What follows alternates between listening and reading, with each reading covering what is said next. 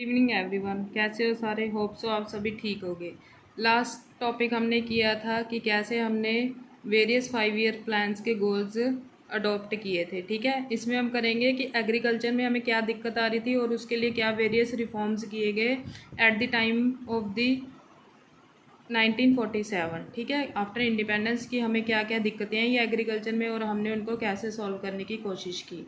जैसे कि यहाँ पे लिखा हुआ है, what agriculture problems are faced by the country and how they overcome these problems.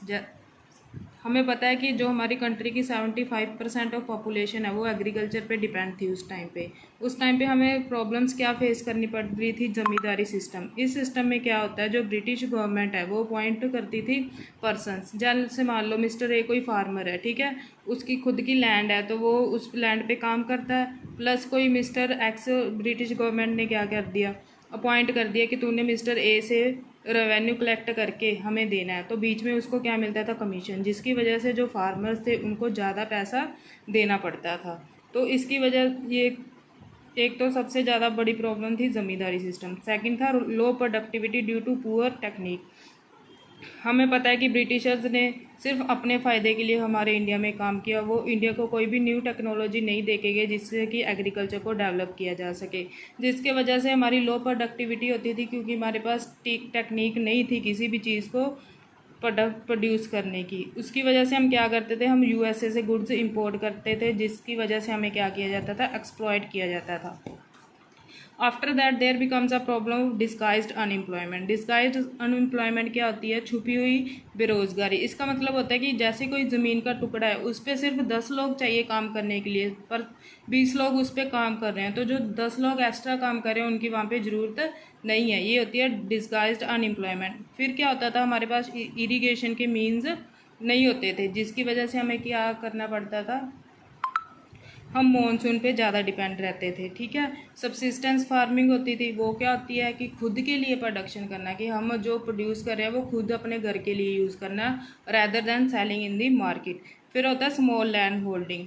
मान लो आपके पास ज़मीन का टुकड़ा है, आपके पास छोटा सा ज़मीन का टुकड़ा है कि आप उस पर अच्छी टेक्निक यूज़ नहीं कर सकते, तो उसकी वजह से भी हमारी प्रोडक्टिविटी क्या होती थी, लो होती थी।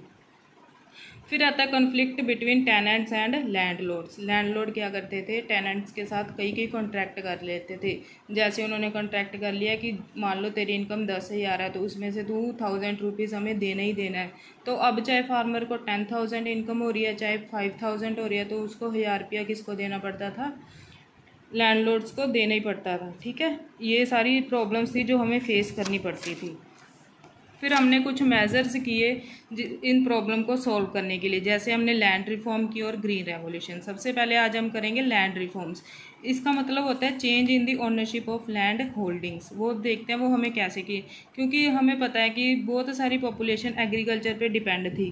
तो एबोलिशन ऑफ इंटरमीडिएरीज, जैसे हमने पिछली एग्जाम्पल में किया कि कोई भी मिस्टर ए फार्मर था, उससे मिस्टर एक्स क्या करता था, रेवेन्यू लेता था, आगे सरकार को देता था, बीच में मिस्टर एक्स को कमीशन देना पड़ता था, जिसकी वजह से उनको large amount of revenue British government को देना पड़ता था। पर अब जब एबोलिशन ऑफ इंटरमीडिएरीज, मतलब बीच में से उनको हटा दिया गया, जो फार्मर्स थे वो डायरेक्ट कॉन्टैक्ट में आ गए, किसके कॉन्टैक्ट में आ गए, ब्रिटिश गवर्नमेंट के।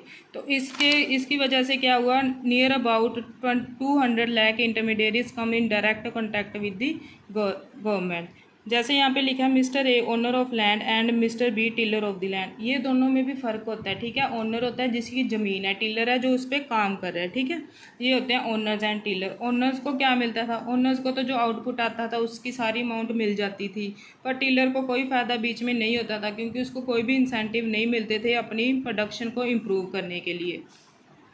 तो सरकार ने क्या करना शुरू किया, टीलर्स को इंसेंटिव प्रोवाइड करने शुरू कर दिए ताकि वो अपने इम्प्रूवमेंट्स कर सके एग्रीकल्चर प्रोडक्शन में। मोर ओवर उनको कहा गया कि आप किसी और की लैंड के पे खेती करने की बजाय खुद ही करो, तो उनको ओनरशिप राइट्स दे दिए गए। ठीक है, these goals were not fully served. क्यों, क्योंकि जो जमींदार थे, मान लो कोई जमींदार था, उसने क्लेम करना शुरू कर दिया कि इस लैंड का ओनर मैं ही हूँ। ठीक है, even after getting ownership of land some labourers did not get benefit from land reforms.